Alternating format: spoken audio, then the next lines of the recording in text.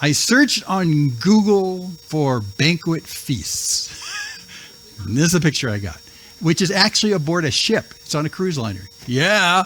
So this is, I have never seen this before. I was just shocked when I saw something. I never realized it was quite that opulent. I was just shocked. I mean, wow, there's even balconies with tables, and there's glittery things coming from the ceiling, and there's like, I don't know, but I want to be there. And as I studied the picture, I was trying to figure out, so where does the captain sit, right? If you look way up in here, there's flowers on that table. That's probably it. I don't know. But we're going to do a feast today in Daniel. That's why I bring this up. His feast probably didn't look like this. It more than likely looked more like this. A little more rough around the edges, a little more crude, but not any less opulent for the time. So we're going to look at a feast today. Great time, horrible time. What? You'll see. This is crazy stuff. So just to kind of catch you up on Daniel, as we've been going through Daniel, we really were focused on Nebuchadnezzar. He was the king of Babylon at the time. He's now fading out of the picture. Last time we saw him was last week. You won't hear from Nebuchadnezzar anymore. And so the clock of time passes on. And so today we get a successor to him, and his name is King Belshazzar. Now, I put king in quotes because he's not really king, but he's functioning as a king. The king is actually his father, and his father is this guy named Nabonidus. And Nabonidus, clearly through very, very good archaeological data and cuneiform tablets we have, was the last king of Babylon, Nabonidus. And his son, Belshazzar, was put in place to run the kingdom because his dad Nabonidus was always distracted by all these other things he wanted to do. He was never in the palace long enough to run the kingdom of Babylon. He was off doing crazy stuff. So he said to his son Belshazzar, he said, look, can you run the kingdom for me? So from that point on, Belshazzar was always considered the king because he functions as the king, but he wasn't really the king. That'll be an important point in a little bit. By the way, too, these stories we have in Daniel and with Babylon, the Mesopotamian Valley area, that stuff, Babylon especially, we have some extraordinarily good, not just archaeological data, but historical writings. There's this one particular guy, I put him here, his name is Berosus, and Berosus wrote around between 2nd and 3rd century BC, so maybe 100 plus, about 200 years after Nebuchadnezzar. He wrote a really great encyclopedic history of Babylon, and you can look up in his writings. We have most of it, and there's stuff in there about Nebuchadnezzar and about Belshazzar, about Nabonidus. I mean, all these guys. It's really quite detailed. It's an astonishing piece of history. And one of the wonderful things about it is that since it's during the time kind of Alexander the Great, which is 3 centuries or so before Jesus, it's in Greek. So here's a Babylonian guy who lives in Babylon writing a history of the Babylonian period, including Nebuchadnezzar, and it's in Greek, so it lasted so everyone could read it. It's an astonishing piece of history.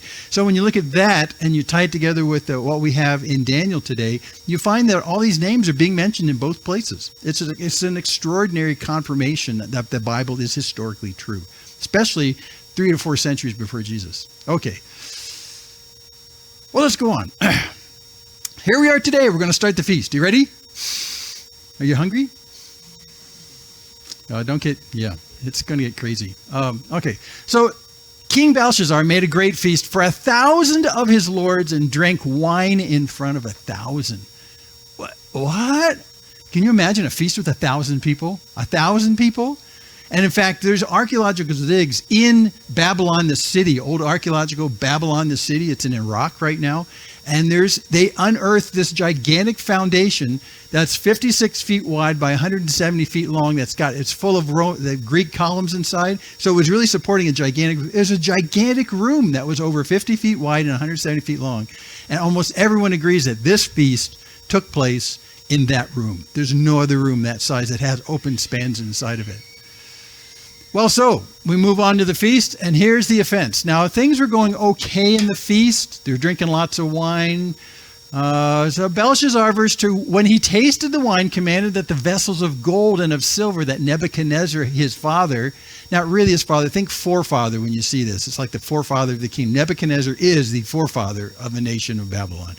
His forefather had taken out of the temple of Jerusalem, be brought that the king and his lords, his wives, and his concubines might drink from them. So this feast is going on. The king is drinking lots of wine. Everyone's drinking lots of wine. And he says, we need some more fancy things to drink wine out of. I remember Nebuchadnezzar went when he, raided Israel and brought those Jews back here to be our slaves. I remember he went into their temple and took all their gold things in there, including things to drink from, gold things like cups and whatevers. So in the middle of the feast, let's go get those gold things and we'll fill those with wine and we'll drink those. Now, this is a really dangerous move. Because this is a desecration of these things that were put together specifically to serve in the temple for God's purposes, taken by Nebuchadnezzar and stored. By the way, when we looked at Ezra and Nehemiah a while ago, and they get to go back, Cyrus let them go back, they carry back these implements back to the temple. Remember that? That was in the story. So these are the very same ones. Now we're going to drink out of them. We're going to drink wine out of them. But it's worse than you might think, because look what happens after this. So they brought in the golden vessels that had been taken out of the temple, the house of God in Jerusalem, and the king and his lords and his wives and his concubines drank from them, and they drank wine and praised the gods of gold and silver, bronze, iron, wood, and stone. So as they're drinking these implements from the temple in Jerusalem, as they're drinking out of that, they're praising all these pagan gods. Really a bad idea. Super bad idea. I wonder how this is going to turn out. Not great. Not great. So, yeah. Well, interestingly enough, here's the not great part. Immediately, the fingers of a human hand appeared and wrote on the plaster of the wall of the king's palace opposite the lampstand. You know this story, don't you? And it's the place that in normal language we call it, reading the writing on the wall. This is the writing on the wall. It's written on the plaster. They would have these stone walls. In this particular case in Babylon, they had mud brick walls, and they'd plaster over with nice white plaster to make them smooth. We even do that to this very day. And then opposite a lampstand, because it's inside and it's dark, so the lampstand is lighting this perfect wall that's white, and on this white wall that's lit by this lampstand, a hand writes something. Ah! And the king saw the hand as it wrote. Now, would that freak you out just a little bit? You're in a dark room, you got this white plaster wall, you're sitting pretty close to it, the lamp is lighting it, so you're not fooling your eyes, you're seeing crazy stuff going, and this hand comes up, fingers of a human hand, and it starts to write across the wall. Doesn't say anything about the wrist, forearm, or shoulders. It just says the hand. Sounds kind of like Halloween, actually. The king saw the hand as it wrote. Then the king's color changed. You think? And his thoughts alarmed him. You think? And his limbs gave way. Okay. And his knees knocked together. This is actually the source of where we get that idiom about your knees knocking together when you're fearful. It's from this right here. His knees knocked together. So you can say anything you want about this scene, but it definitely got Belshazzar's attention. It got his attention, and he totally freaked out. Then the king called loudly to bring in the enchanters and the Chaldeans and the astrologers and all the wise guys who are supposed to figure out what this crazy stuff is that's going on. He calls them in, and the king declared to the wise men of Babylon, look, whoever reads this writing and shows me its interpretation shall be clothed with purple and have a chain of gold around his neck and shall be the third ruler in the kingdom. By the way, the third ruler, it's because Belshazzar is not the number one ruler. His dad is. He's the number two ruler. And that's actually in these Cyrus rolls that we have about Babylon. He was the number two ruler because his dad was in charge. But he says, whoever can do this to all his smart guys, you'll be third ruler in the kingdom. You'll be third in line. So tell me what this says. Tell me what it says. Well, all the king's wise men came in. They could not read the writing or make known to the king the interpretation. So what does it say? All of them could not interpret it. Then King Belshazzar was greatly alarmed. Greatly alarmed. Really freaking out.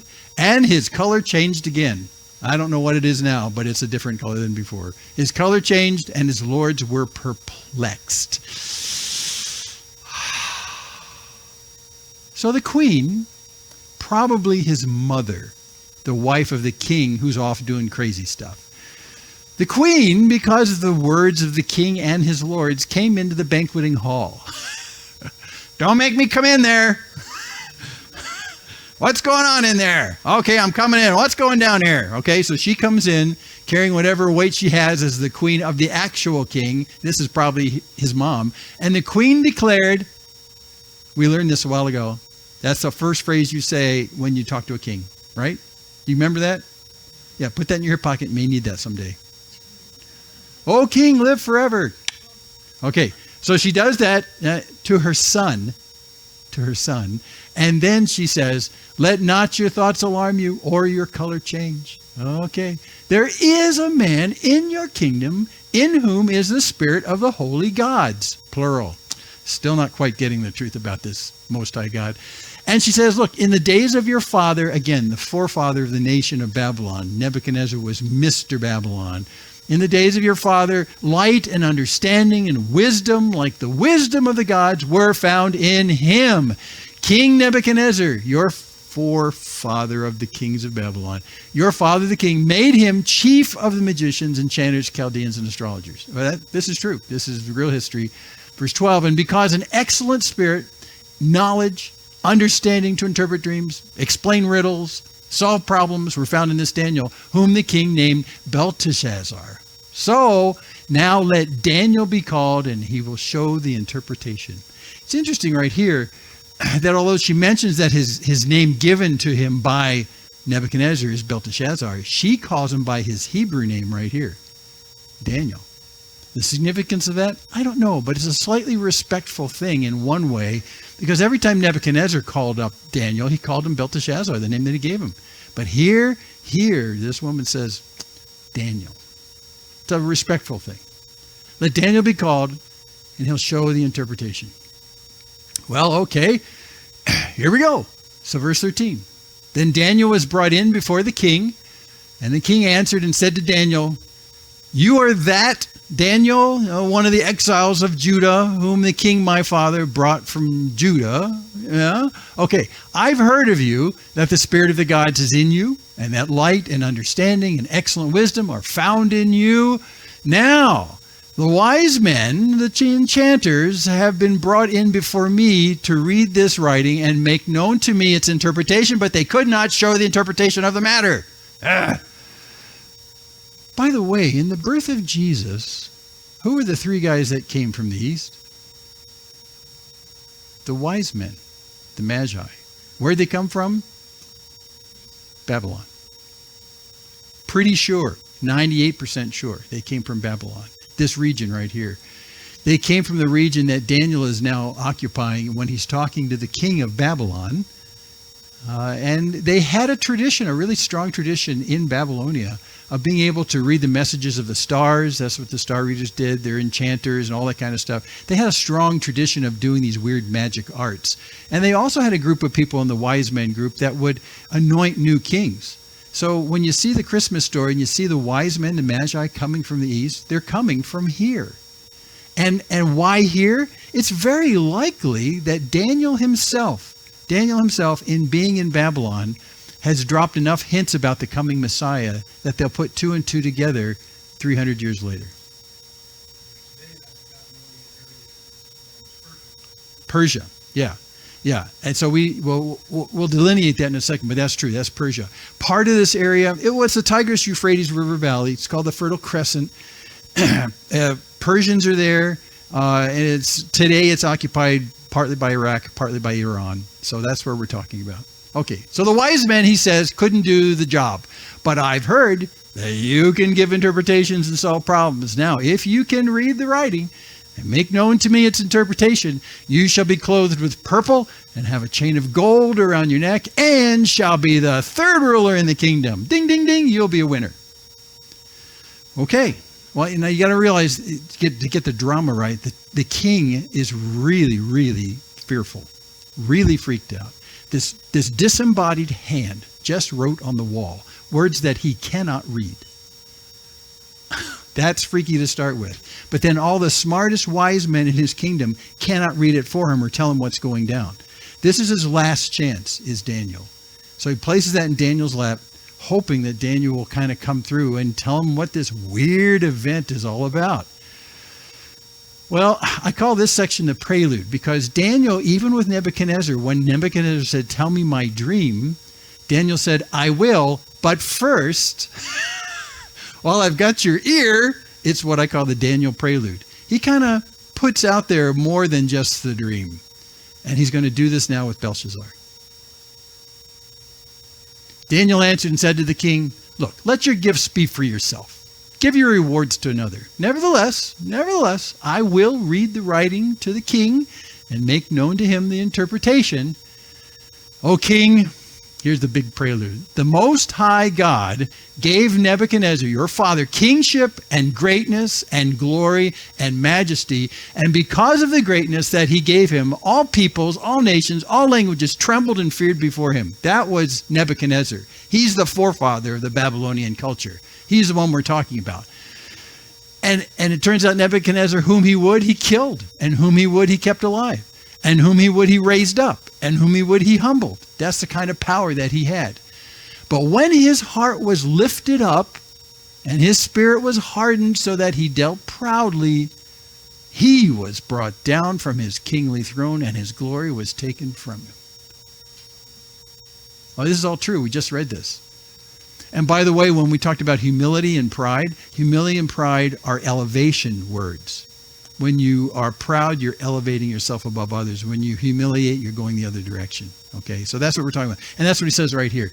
His heart was lifted up. That's an idiom for pride. His heart was lifted up. He thought too proudly of himself. His spirit was hardened so that people could actually shake him out of that pride. He dealt proudly, and this king, who was the most powerful man in the entire world, got taken down by the king of the universe. So don't get uppity. That's what he's saying. He's just reviewing history right here for him. This is still the prelude. He's reminding him, and this is going to be really important in a second. So what happened? Well, Nebuchadnezzar was driven from among the children of mankind, and his mind was made like that of a beast. And his dwelling was with the wild donkeys, and he was fed grass like an ox, and his body was wet with the dew of heaven, exposed to the elements overnight, until he knew that the Most High God rules the kingdom of mankind and sets over it whom he will. Okay, we know this because we read this last week. We know this. And clearly that's exactly what happened to Nebuchadnezzar. He came to his senses and realized he is not the top dog in the universe. God's the top dog in the universe, and God, being the king of mankind, gives to little kings, little princes, he allows them to have their little place in charge of whatever little place they have. But they are not the top dogs. And so as a result, when Nebuchadnezzar got a little too proud, got a little too uppity, not a little, a lot, God said, I need to remind you that you're not in charge, I am. And this is what happened. Now, why is he doing this prelude with Belshazzar? This is going to happen again. Oh no. Okay. And you, his son Belshazzar, you have not humbled your heart, though you knew all of this, but you've lifted up pride. You've lifted yourself up against the Lord of heaven. Not only did you lift yourself up against all the other kings of the world, you tried to lift your name above the Lord of heaven itself. Are you kidding me? The creator who created the universe, and you think you're bigger than him? Oh man, you have not humbled your heart. And look, not only that, but the vessels of his house have been brought in before you, and you and your lords, your wives, your concubines have drunk wine from them. In your face, God of the universe. That's what that act was. And you have praised the gods of silver and gold and bronze, iron, wood, and stone, which don't even see or hear or know. These gods, which are false gods, they can't even see. Really funny phrase in the Old Testament about the powerful gods. I think it's Isaiah. You can check me on this. But there's a case where it says, when they fall down, they can't get up. When the idols, when those gods fall down, someone's got to lift them up because they're not powerful enough to get up again. That's the kind of gods you worship. He's saying the gods that you're worshiping right here can't even see. They can't even hear. They don't even know. And yet you're worshiping them and you're drinking out of the cups that were dedicated and made holy to use in the temple for the Most High God. Are you kidding me? That's blasphemy. It's blasphemy. But the God in whose hand is your breath and whose are all your ways, you have not honored. Man, this is quite the in-your-face prelude. We still haven't gotten to the handwriting on the wall yet. Have you noticed that? So Daniel does just like he did with Nebuchadnezzar. Okay, you want to know what's going on over here? Hold on. But first, this. And you have not honored God. Interestingly enough, in Romans 1, Paul talks in Romans 1 and answers the question on everybody's mind as he starts out Romans about what about the people who've never heard about Jesus? Are they going to hell? I mean, can they be saved? Is that possible? And he makes an eloquent argument for the fact that they can understand who God is through creation itself. And there's enough there that they're without excuse, he says. But he says, and here's the bottom line, what happens when they completely ignore all the evidence they have from nature that God exists. He says they do two things wrong. One, they're not thankful. And two, they don't honor God. They don't give him respect as being the creator of the universe. They're not thankful. They don't honor him. Well, Belshazzar, you have not honored him. Then from his presence, the hand was sent. From his presence, the hand was sent. That hand you saw on the wall, not some kind of Halloween trick, that was God himself, coming from heaven, wrote on your wall. It was sent, and this writing was inscribed. And this is the writing that was inscribed. So with all of that prelude, Daniel tells him, you have really messed up big time. Your father Nebuchadnezzar, the greatest man in all of Babylonian history, without question, and archaeologists and historians agree with that. The Nebuchadnezzar we saw, extraordinary man. That's why he was known as the father of the nation of Babylon. I mean, he was the guy. He got took down. Belshazzar, who probably is 2 generations after Nebuchadnezzar, there's some likelihood he could be kind of a connected grandson, sort of. We're not sure. But evidently, this guy is not learning from the example of Nebuchadnezzar. And Daniel's called him to it.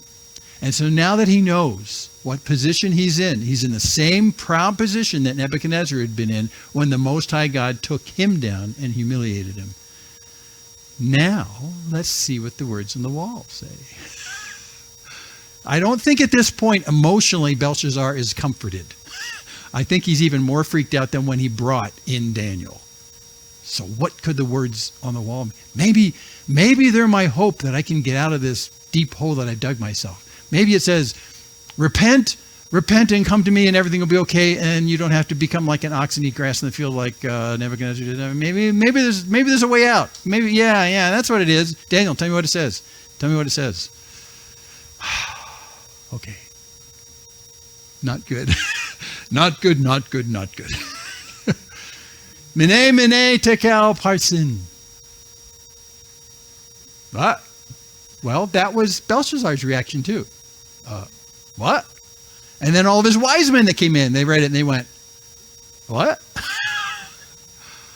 What? I'm going to ask of you at the end of this today to have an open discussion with me about that. So to those who much has been given, much will be demanded. But it has to do with this. We'll talk about that a little later. Mene, tekel, parsin. This is the interpretation. This is the interpretation of the matter. Mene, God has numbered the days of your kingdom and brought it to an end. What? What?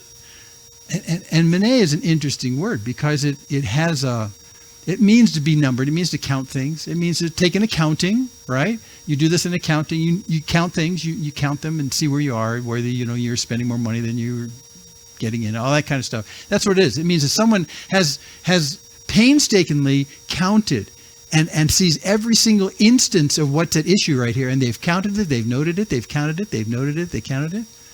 This implies very strongly that God has been watching Belshazzar, and he's counted it and noted it and counted it and noted it. So what's going to come is not the result of just a wild guess from heaven.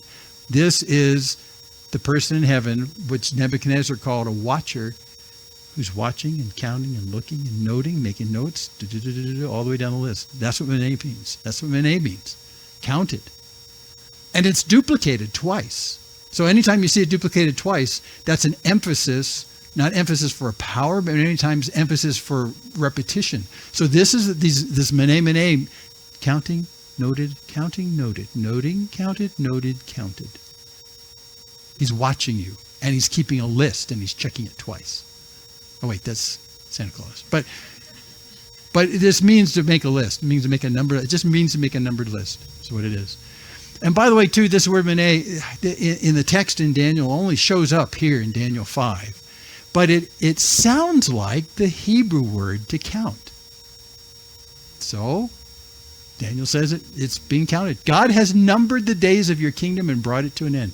He's numbered it. That's like for you or I, we would prefer not to know the exact number of our days. Because when you get close to the end of that number, it's a little freaky. So I would rather not know. But what he's saying to Belshazzar is, your days are numbered. And they've been carefully accounted. Well, what are you going to do with that? You're going to balance a ledger in the accounting books? What are you going to do with what you've been taking notes about me? Belshazzar's saying. And that's what comes next. Tekel, you've been weighed in the balances and found wanting. So this is where you act. You know, at the time, scales they were balanced. You'd hold the balance in the middle. There were two pans on the two sides, and that's how you measured stuff against a standard. So this word tekel means all those things I've been numbering and making notes about you. Now we're going to weigh them against a standard. And let's see how you end up after we do our accounting. The counting is not an error. Mene, mene, mene, mene, mene, mene. We've been making our list. And now we're going to put them on the scale and see how they weigh out. Will the scale go up or will the scale go down? You've been weighed, Belshazzar. You've been weighed. And unfortunately, the scales went the wrong way. You've been found wanting. Wow. Again, this word tekel is not literally a Hebrew word, but it sounds like the literal Hebrew word for balance in a scale. I mean, it sounds just like it. So that's why I think that's why Daniel can actually understand it, because it's an ancient Hebrew sounding like ancient Hebrew words. Aramaic is a form of ancient Hebrew, so he understands it. And then Perez, parson, or uparson. But Perez is it's the root of that word. Perez, your kingdom is divided and given to the Medes and Persians. Well, Perez, or parson or uparson, I mean, they're all the same word. Again, it sounds like two Hebrew words. Two Hebrew words. What are the two Hebrew words? Divide is one. And the other word is the word they used for Persia. It's the word they used for Persia. So your kingdom will be divided, and it will be divided between the Medes and the Persians. Whoa! Mene, mene.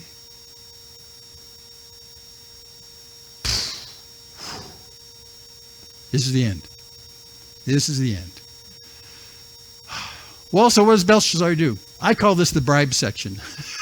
Because after getting all that great good news, then Belshazzar gave the command, and Daniel was clothed in purple, and a chain of gold was put around his neck, and the proclamation was made about him that he should be the third ruler in the kingdom. Are we good, Daniel? No. Why? Because when the handwriting's on the wall, it's on the wall. It's indelible. There's nothing that Belshazzar can do to ingratiate himself to Daniel, where Daniel's going to say, look, dude, I can't erase this because I didn't write it. You didn't write it. God wrote it. It's already been written. And biblically and anciently, when an issue was written down, it was permanent. That was it. You can't change it. It's like a contract. It's permanent. So when God speaks and it's put on the wall, that's it. You have been served notice. The writing's on the wall. And we use that idea of writing on the wall to this very day. It's telling you of something that's coming and that cannot be changed. The writing's on the wall, right? It's from this right here, Daniel 5. Well, there's a consequence, because that very night that the handwriting showed up on the wall in the midst of that 1,000 people feast, Belshazzar, the Chaldean king, was killed. And Darius the Mede received the kingdom, being about 62 years old. Medo-Persians. By the way, we call it the Medo-Persian Empire. It's Iran today. Iran In Iran, if you go to the northern and western parts of Iran, that's where the Medes used to live. They were kind of a group of people. They didn't keep very good historical records, but we know they existed. The Persians were a little bit to the central part of present-day Iran, north and south, but the Medes, so there were the Medes that were kind of in the west, so the Persians in the rest of Iran today. And the Persians conquered the Medes, but instead of just destroying them, they just incorporated them. So they actually incorporated some of the leadership of the Medes. And so when we talk about the Medo-Persian Empire, that's what you have coming here. And so it turns out Darius was part of the Medes. He's part of the Western group of people. So he comes in and he becomes the guy in charge of the kingdom. Now, if you want some extra credit, read these passages because they're fascinating. This one in Isaiah 44 talks about the inevitability of God's plan that the Persians will take over Babylon. It's there. It's actually there in Isaiah. And Jeremiah, who was the prophet during the time of this taking of the Jews by Nebuchadnezzar, Jeremiah 51 is also fascinating. I won't plot spoil it for you. Just take a look. These are fascinating. These all apply to what we're talking about right here. So the prophets knew about this already, telling me that God knew this was going to happen in his plans a long time ago. Not only was it written on Belshazzar's feast wall, but it was written in the Bible for hundreds of years. So if you want some extra, that's kind of fun. And look, we're done. Really? No. To those whom much has been given, much is required. You ready? So what we're going to do right now is try and wrap this up. Just one thought that really I thought about through all of this. Can humility be gained? That is, Nebuchadnezzar was humbled. Why is it that his humility didn't flow downhill to Belshazzar? Why wasn't that some kind of family memory? So but as we think about this, can you inherit humility? No. Just because you're related to Nebuchadnezzar, and we're pretty sure, 90% sure, that Belshazzar was, from a dynastic perspective, related by blood to Nebuchadnezzar. But the fact that Nebuchadnezzar went through this humbling, and in the end of the story seems still humbled at the end of the story when he checks out, does the fact that you're related to someone like that, does that make their lessons flow down to you? No. And that follows to us right now as well. If you're related to a family member who seems to be, say, let's say a Christian who's very godly, and you think, well, I'm part of their family, so clearly, I inherit their godliness, right? I lived in their house. My parents are godly, or my my grandparents are godly. No. Inheritance has nothing to do with humility. Humility is an individual issue. It's an individual issue. And Belshazzar, even though he had this great example, clearly, just because he was in the family didn't count him any slack. And I don't know if he was counting on that or not. But humility can be gained through examples of other people. It can be influenced. That is, he could have looked at Nebuchadnezzar and said, well, things are going really well in the kingdom. I picked up where my forefather Nebuchadnezzar had started and was so well known. I need to watch my P's and Q's. Because he got a little too uppity, and the God of the Most High God took him down and made him be more like an animal. He was not an elite human being that qualified him to be king. He was just a guy that God had given rule of the nations for a while. But he was not bigger than the Most High God. So yes, examples, and this is why we have the Bible in many respects, Old Testament and New. There's a lot of examples in there that we can use to influence us, to inform us and say, we got to be careful because there is a Most High God. And he rules over the nations of the earth. This is one of the greatest warnings I can think of for politicians who are graced with the ability to be in charge of huge populations. When they start getting proud and uppity and think that they have accomplished great things, and as a result, they are elevated in terms of who they think they are, they're a target from the Most High God. Even Nebuchadnezzar, world-renowned, known to be one of the biggest superpower leaders in the history of humanity, was taken down by God. You can be influenced by him.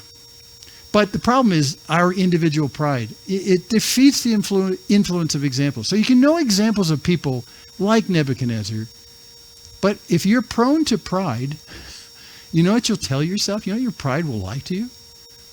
Well, that may have happened to Nebuchadnezzar, but I'm not Nebuchadnezzar. I'm better than Nebuchadnezzar.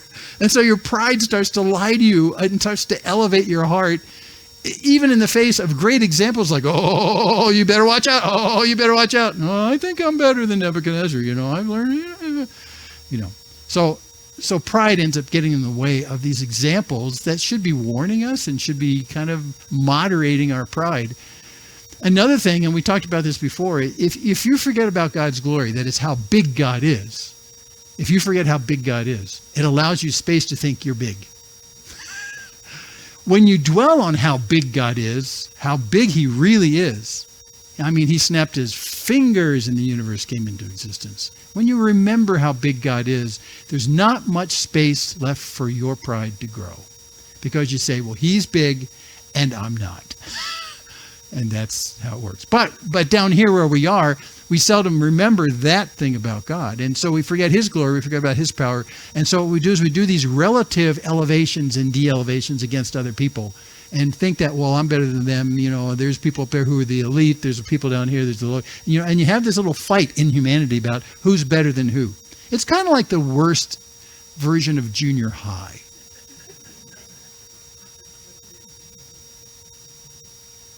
They don't like me. I'm better than them. We're better than them. No, we're not. Yes, we are. No. Okay. So that's what. And we're down here playing this stupid little relative elevation game, when God's saying, "What are you doing? I'm the king of the universe." Yeah. So that's what we gain from this. Can humility be gained? I think so, but not through inheritance. So now this is what I'm going to demand of you. I wonder when I look at passages like this, and wondering means GTCBA, questions that cannot be answered. So let me ask you a question. This is kind of fun, because even though these questions can't be answered, it doesn't mean you shouldn't ask them. Because in the asking of them, you can go really cool places. So I've got a couple of them, just a couple right here. So this is one of them. Why was the writing unreadable on the wall? Why wasn't it in Babylonian so he could read it? Didn't want him to, but why? Why is that a great tactic by God?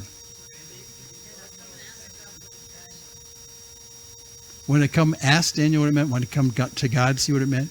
But wouldn't it have been effective if God said, counted, weighed, divided? Wouldn't that have the impact? Why?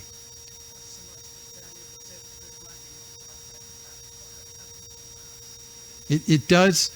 Even that message, measured, number, weighed, divided, that would terrify you, but you still don't quite know what's going on. So that might have brought Daniel in, but by the way, I don't have an answer to this. This is just fun to think about. So, Michael.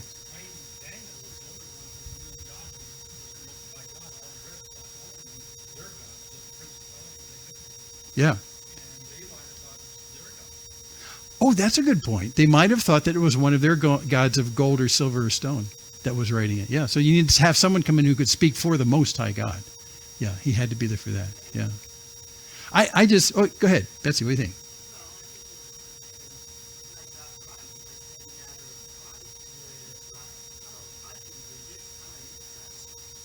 It could be. So he could read it and say, I read this, doesn't mean anything to me. Let's keep drinking, everybody. And it wouldn't have quite the impact. Yeah. He was terrified, but if he sees that hand, that's freaky. But if it writes something, he can just kind of rationalize away. Yeah, let's have another drink. Maybe we're drinking too much because, I could swear I just saw a hand right on the wall here. Did anyone see that? Yeah. It could be. So this is really from God's perspective. This has great impact because it's something that Belshazzar is so out of control, he can't even read the words. He can't even read the words and rationalize. They're just like cryptic to him. However, it is interesting that those words all match in phonetics Hebrew words. So you don't even have to be a whiz-bang to be able to read them if you have a Jewish background. Because you know what it says. Yeah. So it's interesting. I don't know. I like to think about this. Why was it unreadable? It does improve the dramatic effect if you're going to make a movie. But it does heighten Belshazzar's lack of control in the situation. This guy who is celebrating how much in control he was of everything in the kingdom. And now he can't even read a supernatural word on the wall. Terror factor. Well, let's do another one. I've got two of these that I spent the week kind of thinking about. So you can help me out. Here's another question that can't be answered. Why a finger on the wall? So everyone else could see it. Yeah, but they couldn't read it. And they know they couldn't read it. Like, for instance, let me give you some alternatives. I like the idea, personally, of having this shiny, radiant being drop through the ceiling and come into this dark room, right? They had lamps in this dark room, and then says something like, numbered, weighed, divided, and everyone would tremble. I mean, wouldn't that make a great scene? Probably all drunk. Did you see that? No, I don't think I did. But God chooses deliberately. This is God's tactics. God chooses deliberately not to have a shiny being come in. He just decides in a sort of semi-understated, sort of creepy way to just write a message on the wall with a hand. I think that's just fascinating. That's just fascinating. You figure it out. Well, it does heighten the fear factor. Any other thoughts? Why write on the wall instead of having some luminous being? Or what do you think?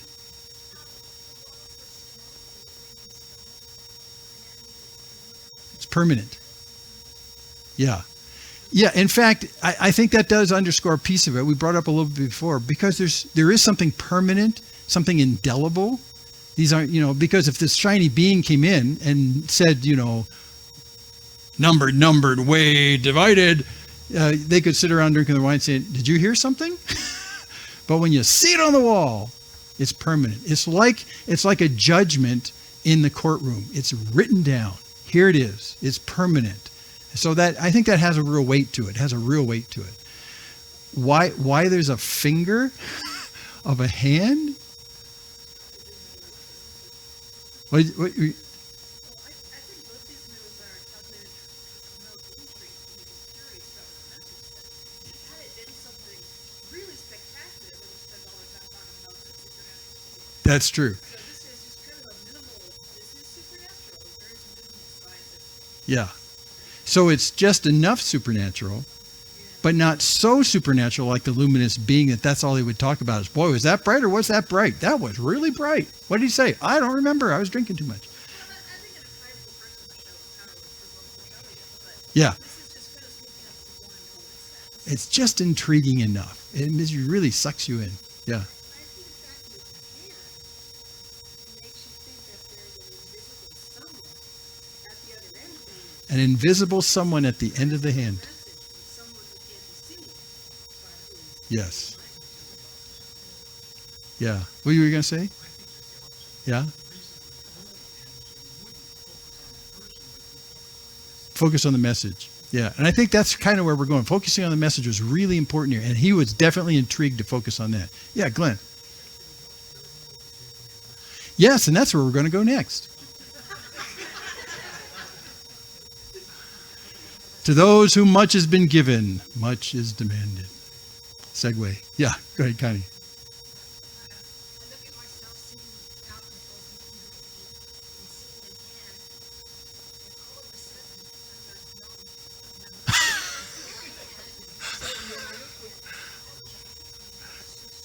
So I see it on the other side of my So you're saying that regardless of how much you've been drinking, this will sober you up really fast. I think so. I think so. I think so. Yeah. Everyone sees it. Everyone's intrigued. Yeah, this is silly, Jim, again, but I contrasted the two, the luminous being versus the writing on the wall. The luminous being would come in, and everyone's sipping their wine, and they'd spit their wine out. But the writing on the wall, they take a sip and they hold it. What, does that mean anything? No. But it is a difference in intrigue level God's doing. Yeah, Steve. Yes. Yes. Let's look at some of them. Psalm 8. When I look at the heavens, the work of your fingers, the moon and the stars which you've set in place, what is man that you're mindful of him? Son of man that you care for him. So the metaphor of the finger of God is where God touches mankind. You know, the interface. It's like, I mean, the image is that God, although he's not distant, is sort of distant in our thinking, and then every now and then he comes in and boop, and shows us he's really there, right? So that's how the finger of God is an action thing. It's where God's work touches mankind. That's what he says. So when I look at your heavens, the work of your fingers made the moon and the sun and the planets. I mean, that's your touch. But you're much bigger than that. But that's how you interact with us. Another one I really like from Psalm 19. The heavens declare the glory of God, and the sky above proclaims his handiwork. Wait, Jim, there's no fingers in that. I know. But what he said before was that his fingers were creating the universe.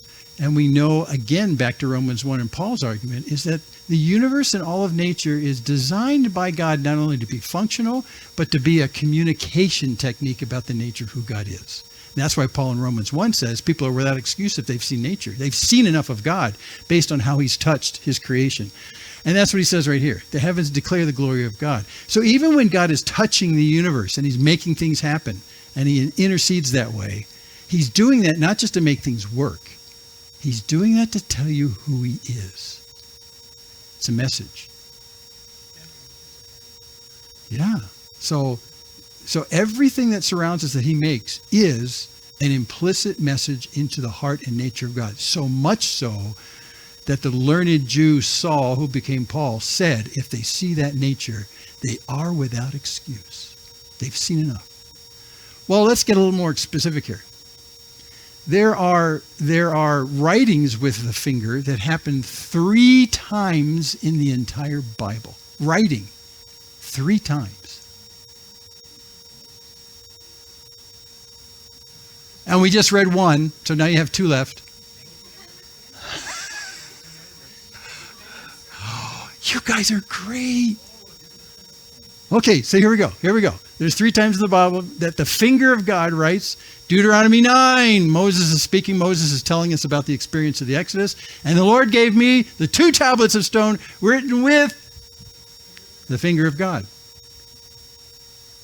And what was on the 10 commandments?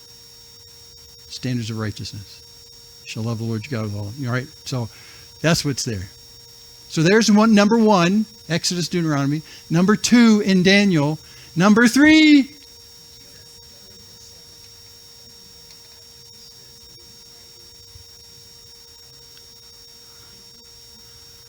John 8.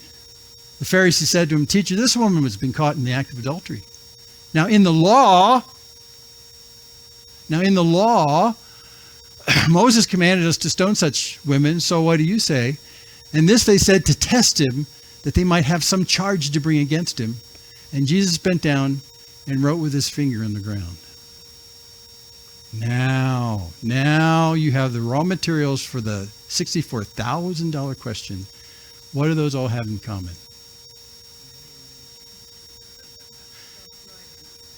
Many Tico Perez Uparson. Numbered, weighed.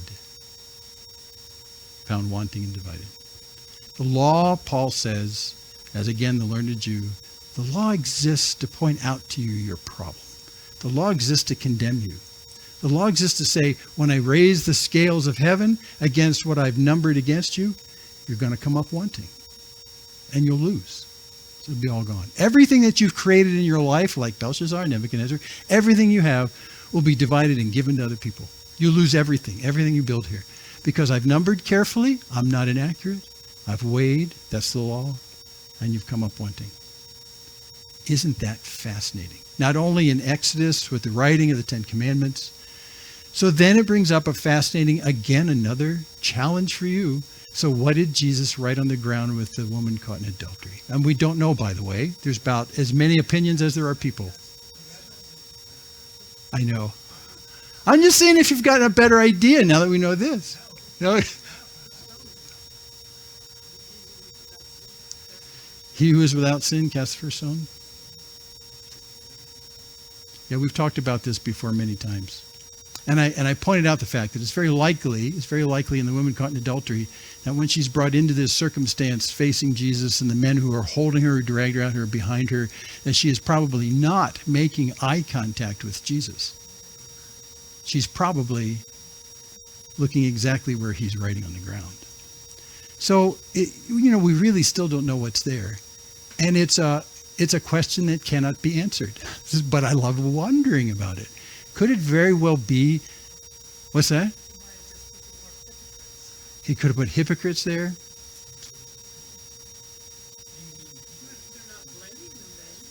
Not blaming the men, although he says those who without sin cast the first stone. I think, I don't know. We could sit around and have lunch and talk about this until we're dead. But it's really fascinating to do. Because let's just propose something for a second. What do you think, how would the situation with a woman caught in adultery work if Jesus actually wrote on the ground, many, many, Darkle, parson. Numbered, weighed, found wanting. Divided. Your kingdom's going away. I know how the Pharisees would react when they'd see that. Because they know the story of Daniel. That would be a very fast way of getting the entirety of the entire theological thing in Daniel in this scene with just 4 words. He could write that on the ground and they would be convicted. You've been numbered and you've been weighed. And you're found wanting. And your kingdom, your power here in Jerusalem is going to be divided. It's going to be gone. He's been making a statement that he's God himself. He is the arm behind the hand. But this time they get to see who it's connected to. I don't know if that's true or not, but that makes me sit up when I'm having coffee going, hey, I don't know. But the fact that the finger of God writing only shows up in these 3 places. And the commonality seems to be the law. It seems to be the standard of righteousness. And that when you put your life up against the standard of righteousness from God, you will be weighed and found wanting. And that's the message of the law. That's the message of the law. What the law does is it condemns us, but it cannot save us. What the law was incapable of doing, Christ did in his sacrifice for us. And Paul makes that point over and over too. Yeah, Doug. Yeah, permanent. What you mean with the woman caught in adultery is temporary instead? Yeah, I don't know. You're supposed to answer that question. Oh, listen to Catherine. She just said the tablets were temporary because they were destroyed in a heartbeat after that. To those whom much has been given, much is demanded. Yes, Steve.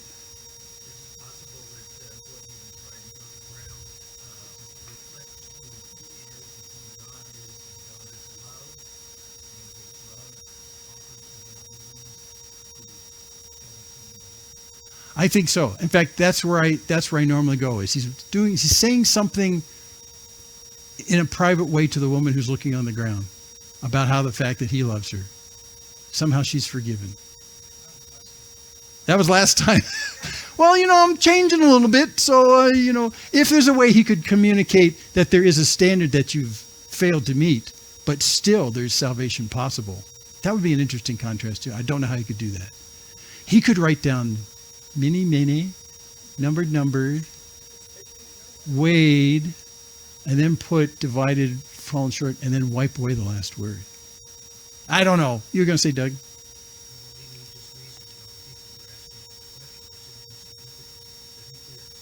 Yeah. They're so insignificant. Who cares? Yeah, I know. I'm with you. We don't know. Isn't this fun to speculate, though? Because we don't know.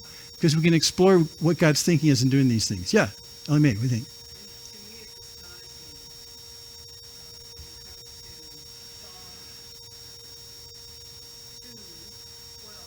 Psalm 2, very messianic.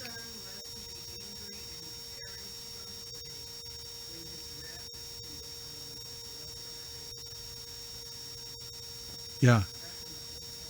Yeah, what Ellie Mae read comes out of Psalm 2, which is one of the most flabbergasting psalms about the Messiah I have ever read. If you've never read it. Oh, you didn't hear? Read Psalm 2. It's easy to remember. There's lots of numbers in the Psalms. Go 1, 2. There you go. It's Psalm 2. Yeah, it's really astonishing. But the part she read about was that, you better make good with the son, or else his anger is going to be kindled against you. Ah. Many Tarkalapusan. Oh. Oh, where the saying "kiss up" came, because you kiss up to the sun. That's what it says. You need to kiss the sun in Psalm 2. Okay. Okay, we've had enough speculation for the morning. So that's where we are in Daniel. And the scenes, we're in only chapter 5 of Daniel, and the scenes get crazier from here. Crazier than a disembodied hand writing on a wall? Well, you be the judge.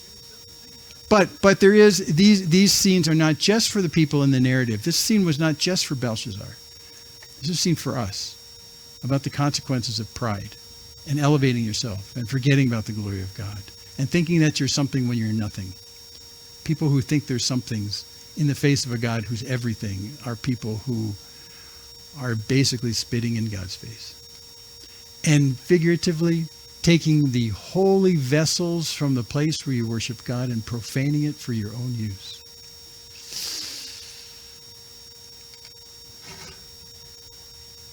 Mene tekel parsin. That's almost the bywords of the Bible. You know, when I talk to people saying you need a savior, and they say, from what? What do I need a savior from? I'm not in any deep weeds. Well, the creator of the universe made you, and he made this place. He owns this place. In his graciousness, he's given you life. Don't you think you ought to live your life in somehow an appreciation and honoring the God who made all this and you? Or in, like he says in Romans 1, or are you just going to ignore him and in a foolish way say God doesn't exist? I'm not going to thank him for the things that I benefit from today, and I'm not going to honor him as God. You might as well be drinking out of the temple vessels, because you're benefiting from what a gracious God has given to you, and you're not honoring him. You're not giving him thanks. That's the condition of mankind. So this just isn't Belshazzar's condition. This is all mankind's condition.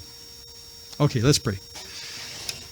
Father in heaven, we thank you for this passage. It's so familiar to us. It still is a mystery to us in so many ways. And we thank you for giving us minds to think through and question and weigh and say, gosh, what is this all about? It's such a bizarre scene, and yet it's very relatable to us when we think about our own tendencies toward pride, our own tendencies toward elevating our hearts relative to other people, our own tendencies to think that we're much greater than we actually are. When in reality, God, you're the most high God of the universe. You speak, and a universe comes into existence. As Daniel reminded Belshazzar, you can see, you can hear, and you actually hold our breath in your hands. You're the God who's intimately involved in us, his creation, and you love us tremendously, so much so that you gave your son to die on our account, so that we might reverse the curse of many Turko person, to reverse the curse of the law and the standard of righteousness that the God of the universe requires for those who will be in his kingdom. And through the blood of Christ, now you look at us and you see the righteousness of Christ in our place, and we're washed clean of those sins. So the numbering and the weighing and the loss will be reversed by the blood of Christ. So thank you for this great passage in Jesus' name. Amen.